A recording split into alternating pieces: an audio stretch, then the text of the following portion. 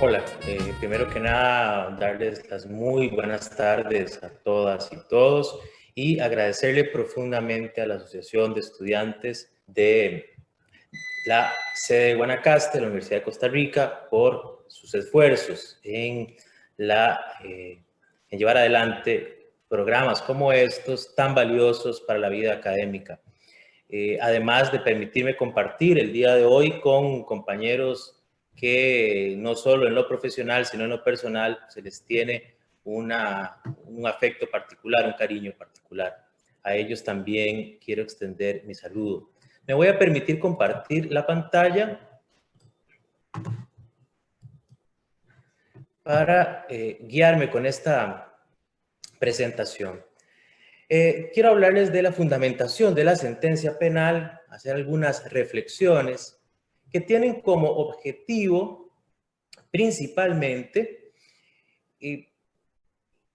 esbozar algunas líneas que me parece que posteriormente pueden dar lugar a profundizar desde la investigación, desde la academia, para favorecer el desarrollo de la actividad jurisdiccional y el control que sobre las sentencias se hace en nuestro ordenamiento.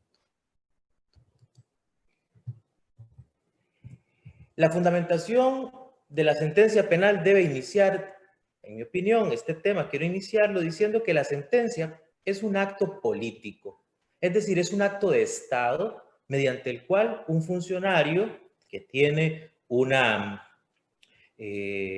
misión particular y está revestido de un poder particular que es el de declarar un hecho como cierto y atribuirle una consecuencia jurídica vinculante. Cuando se trata de decisiones de última instancia, perdón, que resuelven en última instancia un conflicto, que resuelven de manera definitiva un conflicto, una litis, hablamos de una sentencia. Los jueces también emiten otro tipo de resoluciones, emiten autos, emiten providencias, pero nos vamos a centrar en la sentencia y especialmente en aquella decisión jurisdiccional que atribuye consecuencias jurídicas de tipo penal. Dicho de otra forma, que habilitan el poder punitivo, habilitan el poder de castigar. Zaffaroni dice que filtran o han filtrado una cantidad razonable de castigo. A mí me gusta imaginarme esto para tener una idea más gráfica de que el juez es la mano que sostiene la mano, que sostiene el mazo que proporciona el castigo del Estado. Obviamente vamos a hacer énfasis en las sentencias condenatorias, ya que su impacto es muchísimo más severo en los derechos fundamentales. La fundamentación de la sentencia, por este concepto voy a entender la exteriorización de aquellas razones que llevan a declarar un hecho como cierto, a declarar la verdad, algo como verdad. Y aquí los mecanismos usados para vincular una realidad forense, es decir, una realidad construida en el proceso, con una consecuencia jurídico-penal. Permítame mostrarles el siguiente esquema. Tenemos un hecho acusado y un supuesto jurídico. Por ejemplo, Juan disparó mortalmente a B, ese es el hecho acusado, y el supuesto jurídico es el homicidio. Esto se conoce como un homicidio simple. Este es el momento 1. Y luego tenemos un momento 2, en el que se produce un hecho probado, hay una transformación, y ese hecho que se acusó ahora es una verdad para la comunidad. Y se le atribuye ya no un supuesto jurídico, sino una consecuencia jurídica.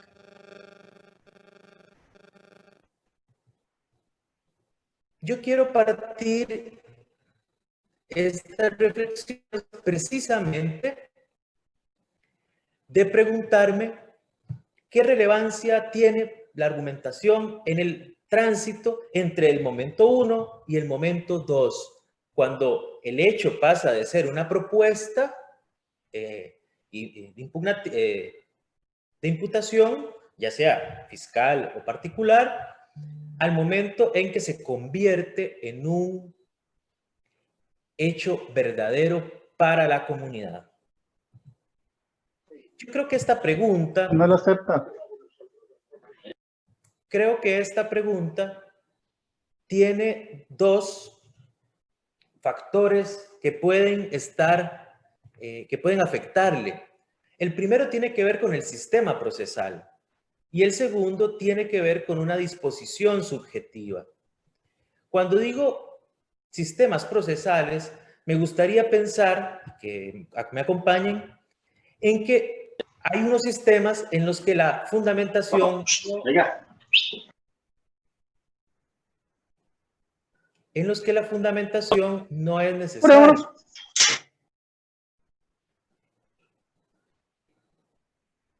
Mientras que, y a esto les llamo íntima convicción, mientras que hay otros sistemas en los que se requiere una fundamentación necesaria, se demanda una explicitación de los argumentos que me llevan a una determinada consecuencia.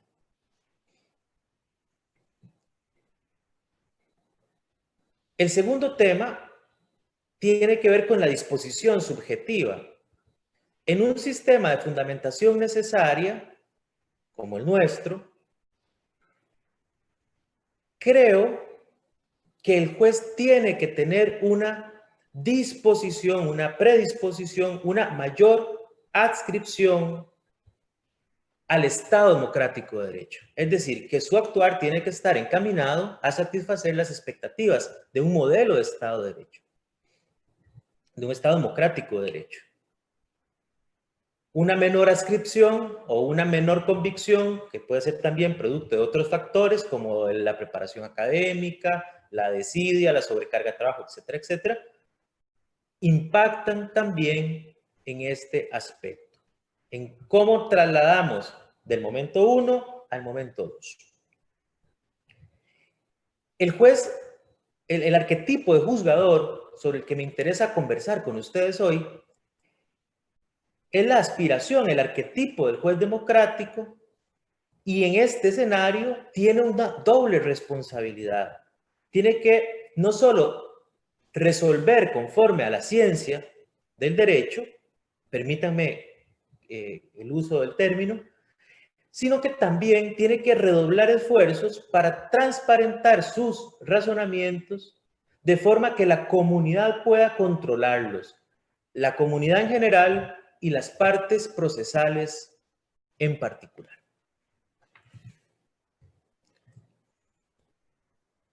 Estos son entonces esas dos visiones. Vamos a seguir nosotros pensando en la fundamentación necesaria. Y es que la fundamentación necesaria, como les decía, parte de un mayor o menor compromiso y adscripción con el modelo democrático.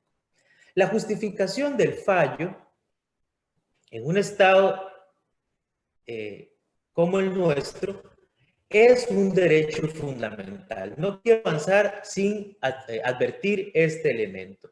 ¿Por qué decimos que es un derecho fundamental? Bueno, podemos decirlo también junto con la Sala Constitucional en el voto emblema de nuestra Sala Constitucional, conocido popularmente como el voto del debido proceso, que señala, permítame citarlo textualmente, el derecho general de defensa implica, entre otros, particularmente el de audiencia y los principios de imputación e intimación, así como el derecho a la motivación o fundamentación de toda resolución procesal.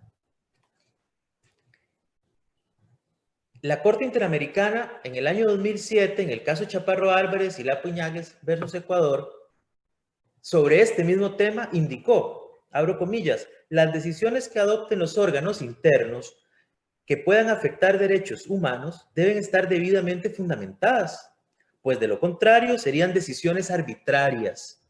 La motivación, la exteriorización de la justificación razonada, es ella la que permite llegar a una conclusión válida. Posteriormente, al año siguiente, en el caso de Pitts Barbera y otros versus Venezuela, La misma Corte señala, el deber de motivar las resoluciones es una garantía vinculada a la correcta administración de justicia, que protege el derecho de los ciudadanos a ser juzgados por las razones que suministra el derecho. Y aquí abro un paréntesis, esta es la importancia de que podamos controlar esas razones. Cierro el paréntesis y continúo con la cita. Y otorga credibilidad a lo que se decide en el marco de una sociedad democrática. Las decisiones se deben exponer, dice la Corte en el caso Ercher y otros versus Brasil del año 2009, a través de una argumentación racional, por los motivos en los cuales se funda, teniendo en cuenta los alegatos y el acervo probatorio aportado en los autos. Para precisar en el año 2015, en el caso García Ibarra y otros, versus Ecuador, lo siguiente. El deber de motivación es una de las garantías incluidas en el artículo 8.1 para salvaguardar el derecho a un debido proceso, no solo del imputado, sino también de la presunta víctima en relación con los derechos de acceso a la justicia y a conocer la verdad, en relación con el artículo 25 de la Convención Americana. Vean ustedes entonces que la idea de la justificación como un derecho fundamental inmediatamente, con el respaldo que se ha señalado, nos traslada al plano del derecho subjetivo. Es decir, los administrados tienen derecho y la comunidad a través de ellos de demandar, de exigir que las decisiones jurisdiccionales tengan un estándar de justificación que permita un adecuado control. Vean lo que dice la doctrina nacional, una cita de Arroyo Gutiérrez, Rodríguez Campos, del texto Lógica Jurídica y Motivación de la Sentencia, que es un texto bastante relevante del año 2002. Dice, desde esta perspectiva, debe conceptuarse la motivación del fallo como un derecho fundamental, pues es por su intermedio que se puede prevenir o corregir la arbitrariedad. Es la toma de decisiones relevantes y son aquellas propias del proceso penal en las que con facilidad se puede comprometer bienes esenciales del encausado, como lo son la libertad, la intimidad, la propiedad, etc. La justificación también puede ser vista como un deber, porque el artículo 142 del Código Procesal así lo establece. Dice el artículo 142 del Código Procesal, en cuanto al apartado que he señalado como un deber, que las sentencias tienen que tener fundamentación y esta debe ser clara, debe ser precisa. En ella se expresarán las razones de hecho y de derecho en que se basan las decisiones, así como las indicaciones del valor otorgado a los medios de prueba. Entonces, no es un capricho, ni es una aspiración, ni un ideal, ni requerimos ejercicios de meditación trascendental, no. Es una exigencia propia del cargo que ejercen las personas que administran justicia, el fundamentar sus decisiones de forma completa. En una técnica que podemos denominar heurístico-negativa, es decir, que nos dice qué no es, qué no afecta el núcleo del ser, el Código Procesal en ese mismo artículo nos señala qué no es fundamental y nos dice que, por ejemplo, solo relacionar el requerimiento de las partes o solo formular afirmaciones dogmáticas, frases rutinarias, describir los hechos de la prueba, hago énfasis en esto, más adelante se comprenderá, quebrar o quebrantar las reglas de la sana crítica no constituyen un ejercicio de fundamentación. En cuanto al quebranto de las reglas de la sana crítica y su relación con la fundamentación, dice Julio Mayer, el doctrinario latinoamericano,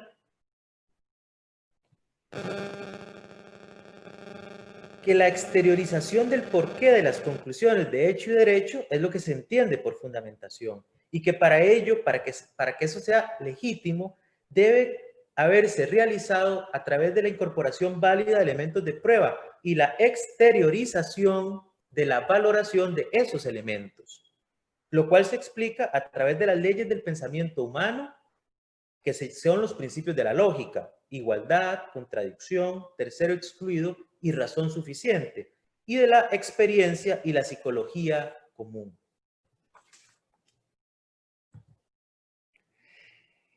Tenemos que advertir que en nuestro ordenamiento no existe un mandato de cómo debe ser una sentencia. La norma procesal lo que nos establece es que la sentencia debe contener algunos aspectos mínimos: dónde se dicta, quién es el tribunal que la dicta, qué partes intervinieron en el proceso, cuáles son los hechos que se juzgaron y cuáles son los hechos que se tienen por probados y no probados, cuál es la prueba que se recibió, lo que nosotros denominamos como el apartado probatorio descriptivo, y el análisis de esa prueba, que también denominamos el apartado probatorio analítico. Yo quisiera proponerles un orden para ese apartado específico, el de la propuesta, que es la propuesta que les hago a continuación, para el apartado probatorio intelectivo o analítico. En primer lugar, cuando juzgamos un asunto o cuando examinamos un fallo, pienso que lo primero de lo que debemos partir es el establecimiento de un hecho acusado. ¿Cuál es el hecho acusado? ¿Qué es lo que interesa en este proceso? ¿Cuál es el marco cognoscitivo sobre el cual yo me voy a abocar? ¿Cuál es el núcleo fáctico de imputación? Y luego, mi primer ejercicio tiene que ser tomar ese hecho acusado y verificar si es posible transformarlo en un hecho probado. Por ejemplo, una persona, que es el ejemplo que da al inicio, una persona disparó contra otra y le dio muerte. Si logro verificar eso con certeza, tendré X. Lo siguiente sería verificar si la persona a la que se le atribuye X, en calidad de autor responsable, efectivamente es la persona que actuó. Vamos a decirlo en términos sencillos. Aquí, por supuesto, estamos hablando de autorías, participaciones, formas de autoría y participación diferentes. Concentrémonos en el caso simple de una imputación directa. Y entonces, si yo logro determinar con certeza que este sujeto se le puede atribuir X, tendré Y. El final de mi esquema que les propongo para este apartado de análisis probatorio intelectivo es determinar si con los insumos recibidos yo puedo establecer que el supuesto jurídico encaja en el supuesto de imputación y es merecedor de una consecuencia jurídica, que en derecho penal es una sanción. Este es un silogismo donde la premisa mayor es SJ, la premisa menor es Y y la conclusión es una consecuencia jurídica. Por ejemplo, una persona dio muerte a otra cometiendo un homicidio simple. Perdón, sí, infringiendo la norma de no dar muerte. Esa es la premisa mayor. La premisa menor sería: esta persona concreta, tengo certeza de que le dio muerte a esta otra persona sin ningún tipo de justificación o exculpante. Y la consecuencia sería la sanción penal. Entre el momento o el estadio del hecho acusado y el estadio del hecho probado hay una cadena de argumentos, o debería haberla, y los eslabones son la prueba.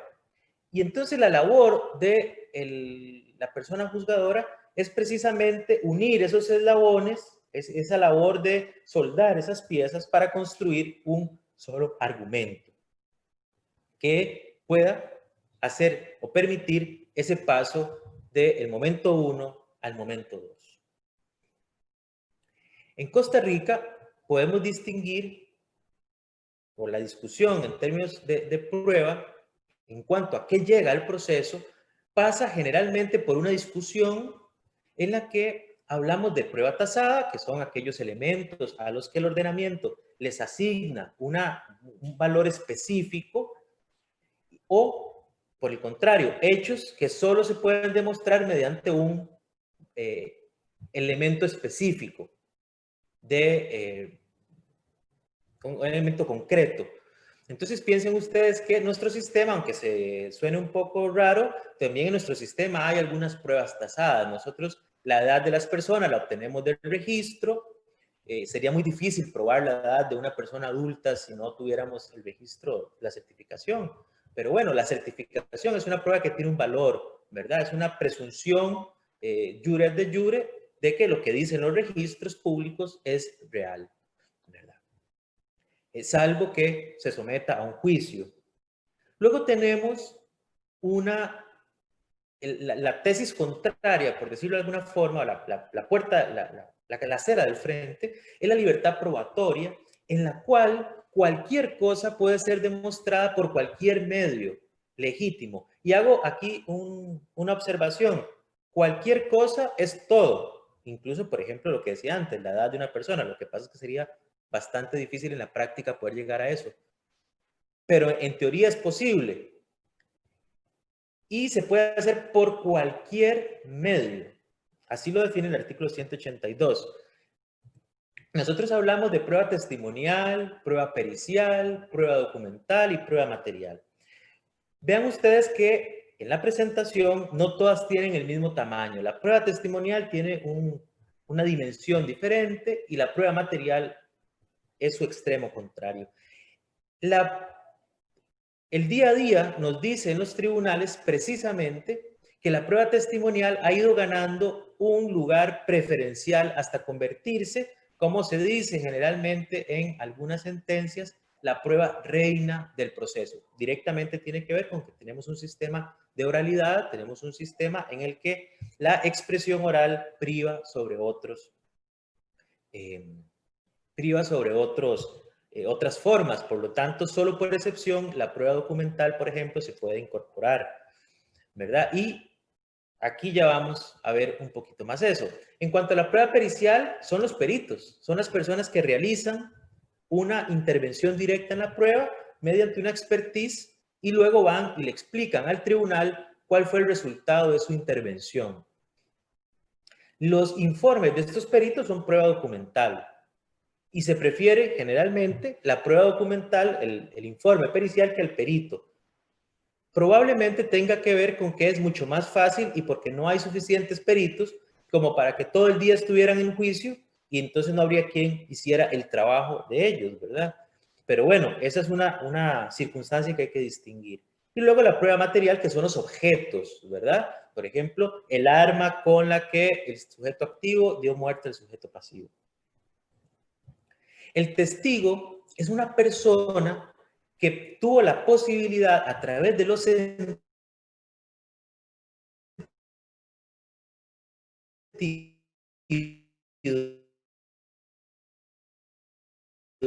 de movimiento, perdón, y el momento del juicio. Se le traslada esa experiencia al juez. En nuestro sistema, como les digo, prácticamente la mayoría de las sentencias se inclinan por el análisis, en términos generales, de el relato de los testigos.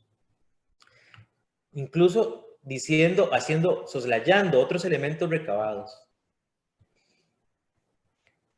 La discusión de los testigos, a simple vista, de manera muy superficial, nos puede llevar a una hipótesis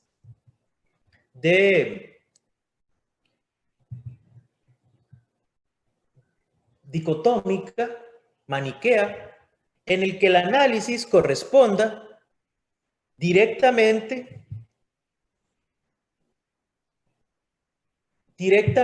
entre la verdad o la mentira. Este testigo me dice la verdad o este testigo es mendaz.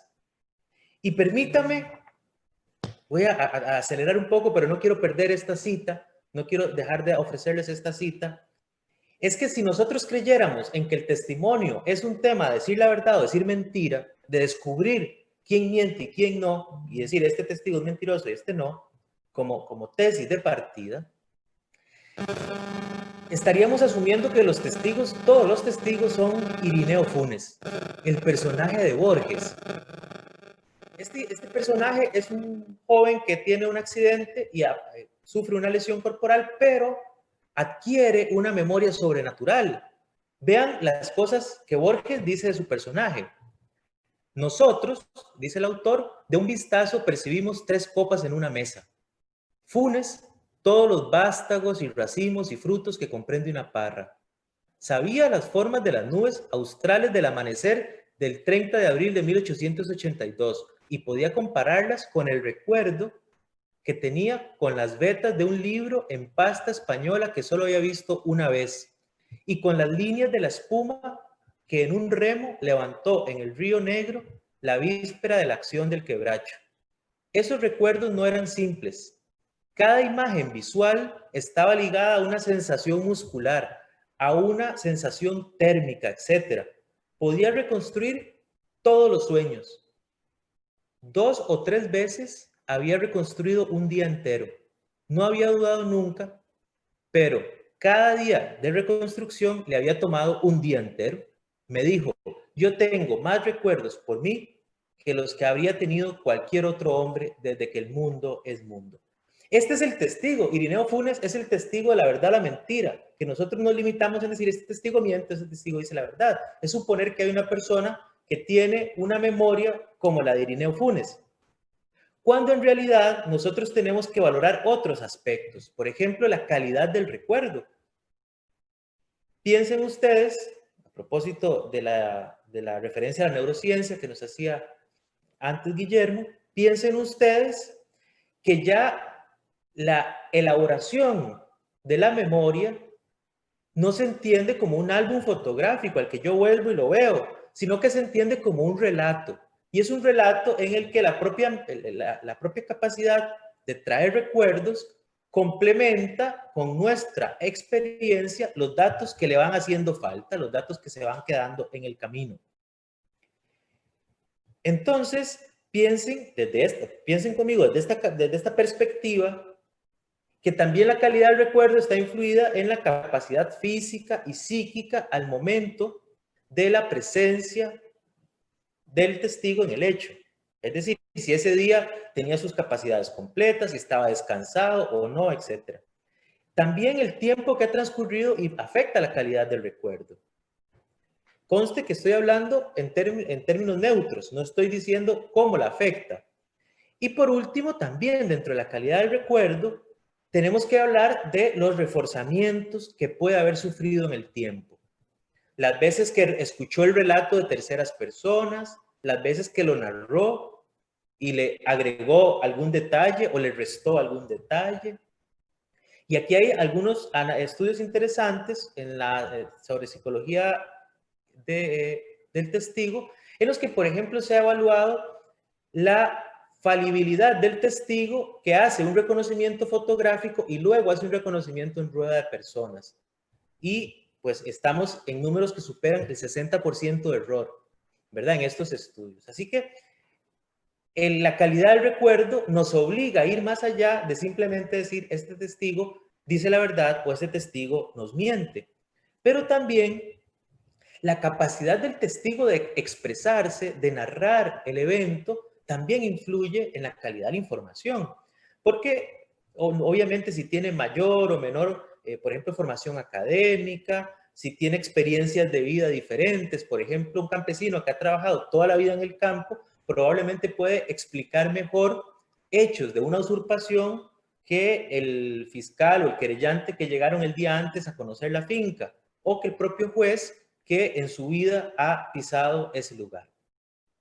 Piensen también que el nivel cultural o el dominio de un idioma, cuando los testigos, o de la calidad que tengan, hablan un idioma distinto del español y se utiliza un intérprete. La persona que traduce de un idioma a otro, lo que hace es una interpretación. Entonces, por mejor que sea, o por mayores conocimientos que tenga ese intérprete, siempre hay una pérdida en la transmisión que debe ser evaluada. ¿Qué esperamos de la evaluación del relato? Bueno, para empezar, esperamos que esa evaluación sea integral, es decir, que analice todo el relato. No solo la partecita en que se parece a la acusación o la partecita en la que se dista de la acusación. También esperamos que sea coherente, es decir, que su versión histórica sea plausible de acuerdo a las circunstancias.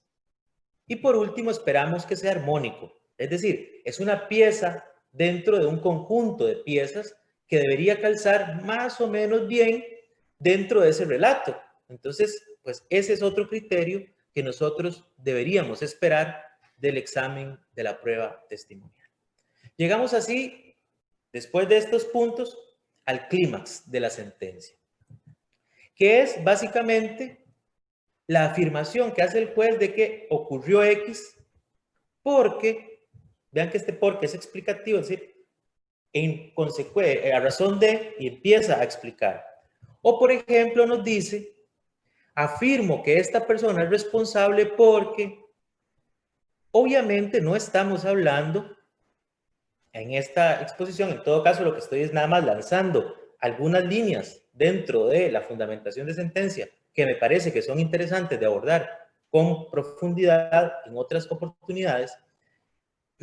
No estoy diciendo que vamos a encontrar en las sentencias un apartado que diga argumento 1, argumento 2, pero sí es necesario que podamos diferenciar, obviamente, cuáles son las razones, cuáles son esos por qué de la decisión del juez. No necesariamente, además, podemos decir que es un argumento simple. Puede que sea un argumento complejo, ¿verdad?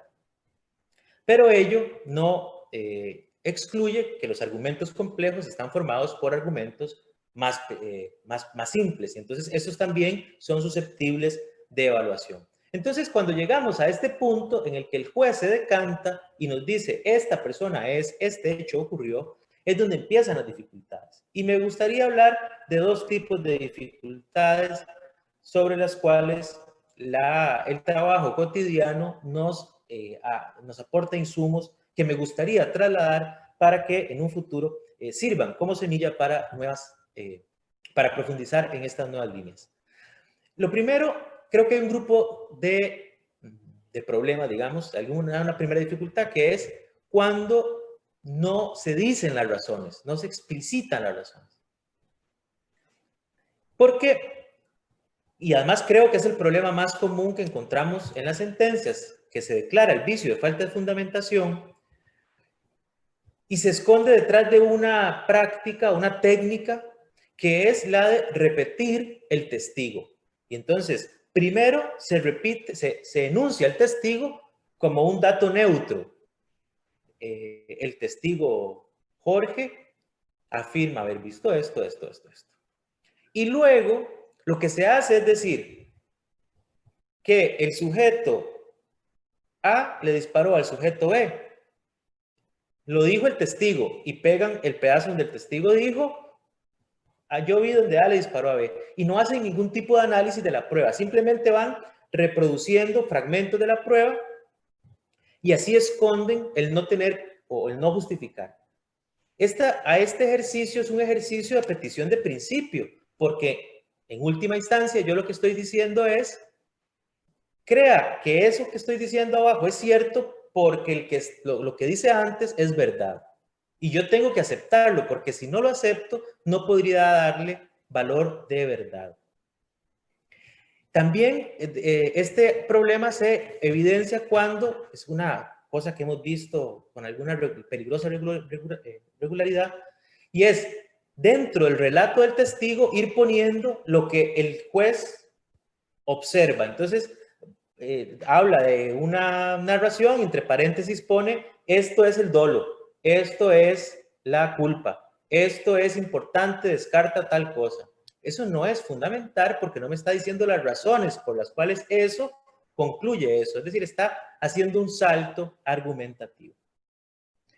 El siguiente grupo, que es más amplio, de las que me gustaría compartir con ustedes es cuando hay razonamientos, pero estos son inválidos. El primero de ellos es, o tienen que ver con la utilización del principio de inmediación como si fuera un relato mágico. Hace unos días escuchaba a Jairo Arias de la Asociación de Filosofía del Derecho en una magnífica exposición sobre el tema de la inmediación de la prueba y las audiencias virtuales, precisamente utilizar esta idea que toma también de Jordi Ferrer, de que la presencia del juez no es mágica y por sí sola no ofrece una garantía de verdad o no. No vamos a entrar en la discusión sobre los límites, los límites positivos del principio de inmediación, pero sí me gustaría señalar algunas cosas que hemos tomado de un uso inadecuado de la inmediación. Por ejemplo, la testigo evitaba la mirada del imputado, por lo que pudimos derivar que le tenía un profundo temor. Y uno se pregunta, también pudo haber evitado la mirada por muchas otras razones. Se mostraba inquieto, movía constantemente las piernas, lo que pudo apreciar gracias a la inmediación el tribunal. Esto denota que el testigo ocultaba algo. También puede ser que se estaba orinando o que tenía frío, pero la sentencia no lo evaluó.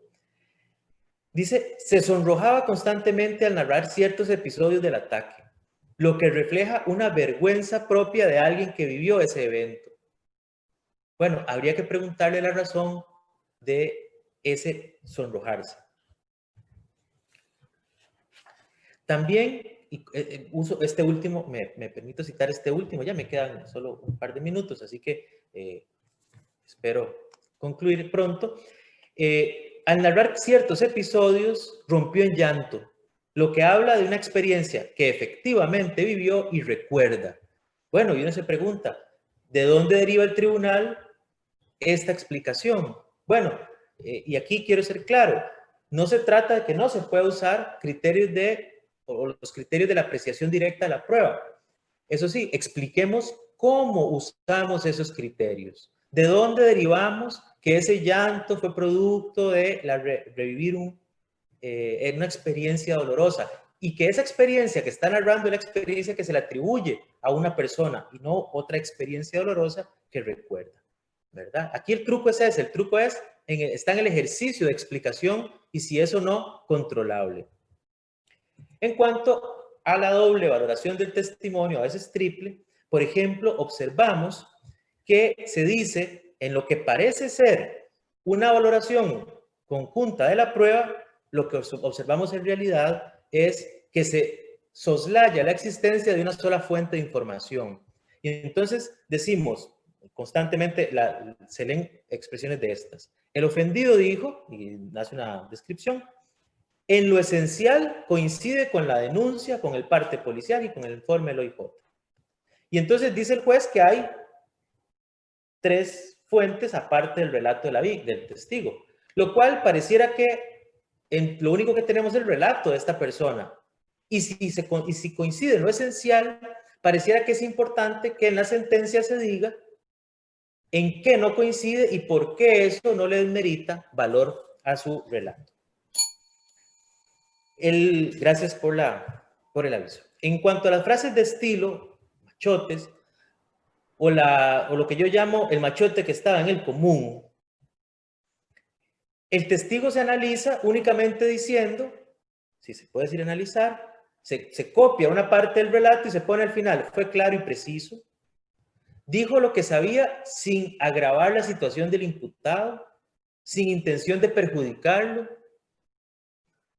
Y el problema aquí nuevamente no es que el tribunal no haya encontrado esa conclusión de manera válida. El problema es que no lo sabemos. No tenemos forma de controlar cuál es el parámetro que usó para considerar que ese conocimiento lo tenía el testigo y no es más bien que no tenía ningún conocimiento y llega a decir algo que más bien perjudica al imputado. Por último, la sana crítica, que es un elegante disfraz, y me gustaría plantearlo de la siguiente forma. Lo primero es que cuando hablamos de la sana crítica es muy común escuchar expresiones del tipo: a partir del análisis de la sana crítica, la lógica, la psicología y la experiencia, etcétera, etcétera. Y entonces vean que primero es una frase machotera, porque se reproduce muchas veces, es una frase muy común en las sentencias. Ubica la sana crítica como si fuera un criterio, y en realidad la sana crítica es el título, es el paraguas bajo el cual nosotros entendemos los criterios de la lógica, la psicología, la experiencia, a los que hice referencia en la cita de Mayer, de Julio Mayer. En cuanto a la lógica, generalmente lo encontramos disfrazado de sentido común. Y entonces dicen, resulta lógico, conforme a las reglas de la lógica, resulta evidente, y lo que sigue es una frase de sentido común. Y eso no es lo grave es que el sentido común es el menos común de los sentidos. Luego las reglas de experiencia versus el conocimiento privado. Como regla de experiencia sabemos por qué hemos hecho muchos juicios que tal y tal cosa. Y entonces el criterio de verdad en realidad no es una regla de experiencia, como por ejemplo cuando llueve la calle se moja, que es una regla que todas las personas podemos acceder, sino un conocimiento privado del juez disfrazado. Y por último, las reglas de la psicología no pocas veces las encontramos como un disfraz para introducir, como una mampara para introducir prejuicios de cómo debió haber actuado el testigo. Si el testigo lloró, porque lloró. Si no lloró, porque no lloró. Si el testigo era esquivo, porque era esquivo. Y si no, porque estuvo inquieto, ¿verdad? Aquí encontramos reglas interesantes o argumentaciones interesantes. Por ejemplo, en una misma sentencia, dos testigos que viven el mismo hecho y uno se acuerda con pleno detalle de todos y cada uno de los acontecimientos sin ninguna, o con una precisión a lo Funes. Y el otro testigo olvida casi todo. Al primero le dan credibilidad absoluta y le dicen, mire, es que el paso del tiempo en este testigo le permitió madurar el recuerdo. Y además es normal porque fue un hecho que le afectó muchísimo, y es normal porque cuando a las personas nos afecta mucho un recuerdo, lo retenemos. Pero cuando tiene que analizar el otro testigo, invierte la regla de psicología y dice, es normal que con el paso del tiempo olvide detalles. Es normal que trate de ocultar en su interior o que reprima conocimientos que le pudieron haber traído un evento doloroso. Entonces vean que aquí el problema sería que no podemos controlar las reglas cuando son expuestas de esta forma arbitraria.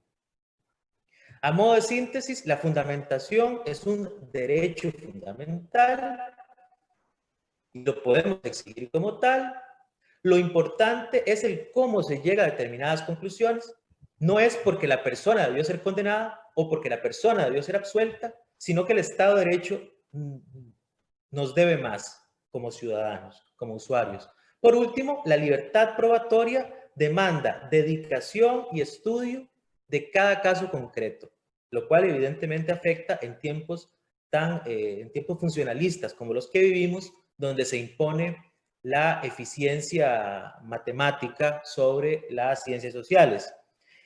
Y también supone la determinación de unas reglas que nosotros tenemos que tener claras y aplicarlas a todos los elementos de manera que puedan ser controlables por las partes.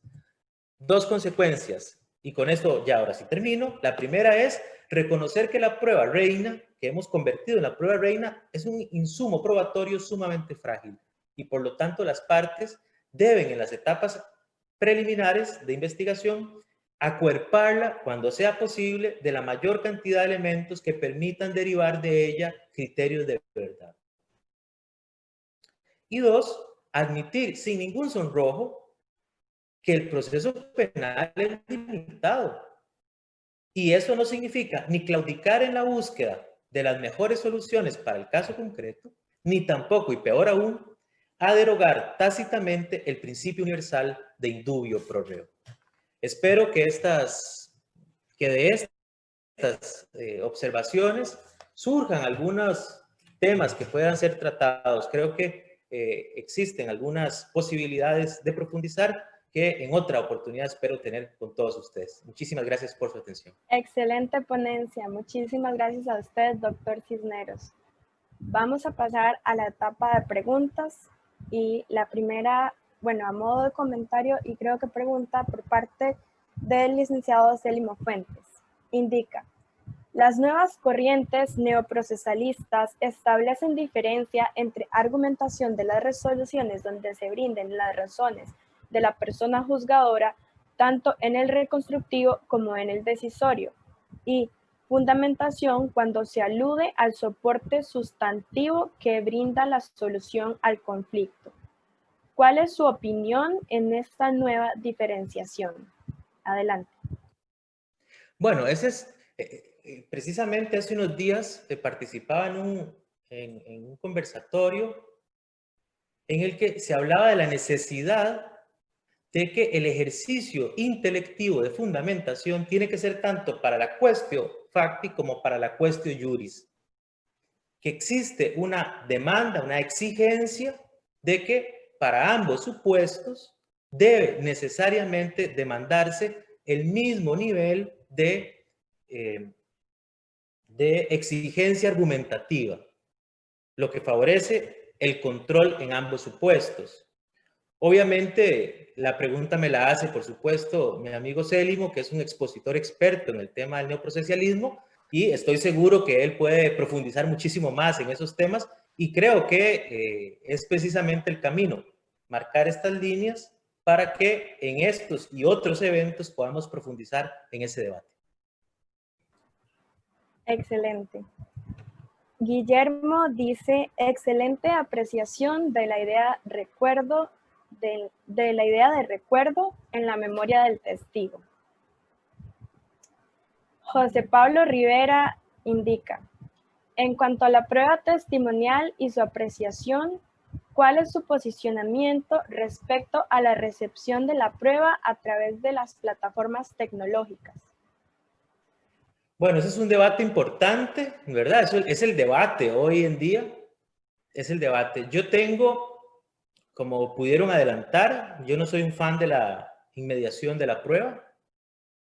En el tanto, está revestida, ha sido revestida de algún cierto fetichismo, como si que el juez vea al testigo moverse, estornudar, pestañear, pueda sacar de allí que dice la verdad o que le está mintiendo o que no sabe lo que está contestando, etc. Creo que eso se acerca más a la serie de televisión como Bull, ¿verdad? Esta serie del psiquiatra especialista en análisis de jurados, que a nuestra realidad cotidiana. Y lo que usamos muchas veces es una serie de falacias para justificar por qué a nosotros nos parece una cosa u otra. Entonces, creo que si el problema de la presencia del testigo es la inmediación, no necesariamente es un problema. Ese es el escenario. De hecho, así lo plantea, obviamente, de mejor forma, porque es un tema de investigación, don Jairo Arias, pero pero lo que a mí sí me preocupa es el ejercicio de control que le permite la inmediación de la prueba al juez. Porque, por ejemplo, ciertamente que un testigo esté moviendo las piernas, honestamente yo no creo que pueda derivar de ahí absolutamente nada en cuanto a criterios de mendacidad. Pero yo sí le puedo preguntar al testigo si le pasa algo. Puedo controlar que el testigo no esté, por ejemplo, viendo su teléfono celular. Ya quisiéramos poder hacer eso en los exámenes de Constitucional 4. Yo no puedo verificar si el testigo está leyendo un apunte en una pared. No puedo ejercer ese control. Tampoco puedo ejercer el control de que sí puedo hacer en el debate o sí puedo producir en el debate cuando yo, por ejemplo, veo que la parte está viendo mucho al abogado de cualquiera de los dos, al fiscal o al defensor, y le hacen muecas y se tocan y hacen así, porque entonces yo puedo parar el asunto y decirle, mire, ¿qué está pasando? Mientras que creo que la virtualidad no nos ofrece esas posibilidades. Es un tema incipiente, se ha discutido en la prensa a través de un debate en el periódico La Nación. Gerardo Huertas, me parece que escribió a favor. Y, por supuesto, la respuesta que esto generó, que incluso llevó un debate al Colegio de Abogados con Jairo Arias, ha sido enriquecedora. Y esos son los temas. El tema es los alcances de la inmediación. Yo, en este momento, todavía no tengo una posición clara, pero me inclino a ser cauteloso por el tema de la seguridad y el control del debate que me parece que aún no nos ofrece las nuevas tecnologías. Además, perdonen que me extienda la respuesta, las nuevas tecnologías nos ofrecen otro problema, y es que no hay forma de garantizar la fluidez del debate. No hay forma de garantizar que no se vaya la luz, no hay forma de garantizar que la conexión no es buena. Entonces el testigo, la parte, el imputado, el juez, lo que están escuchando es una versión entrecortada del testimonio, o están escuchando lo fluido y transparente. Por ejemplo, yo podría poner un filtro en mi computadora para salir con una voz preciosa y que ustedes digan, ¿qué voz tiene ese profesor? Ese profesor debe ser cantante. Y evidentemente estoy alterando un elemento de mi personalidad, ¿verdad? Son temas que me parece que todavía están ahí y que no nos ofrece todavía una garantía suficiente la tecnología. Obviamente hay audiencias en las que es fácil solventarlo. Por ejemplo, las audiencias de apelación de sentencia penal, donde los jueces recibimos a una persona que nos habla de su recurso durante 10, 15 minutos y la contraparte hace lo propio. Si hubiese que recibir prueba y eso, pues la cosa se complica. Pero generalmente este tipo de audiencias me parece que no plantean ninguna dificultad. Excelente. Muchísimas gracias por su intervención, de verdad. Es bastante buena. Y bueno, por motivos de tiempo, damos por terminada la etapa de preguntas. Se le agradece enormemente al doctor José Manuel Cisneros Mojica por su excelente participación en nuestra Semana Académica de Derecho 2020. Como símbolo de agradecimiento, le haremos llegar a su correo electrónico un certificado de participación. Muchísimas gracias, de verdad. Muchísimas gracias, Tamara, y en usted a sus compañeros por el esfuerzo que están llevando a cabo y a las personas que nos acompañaron.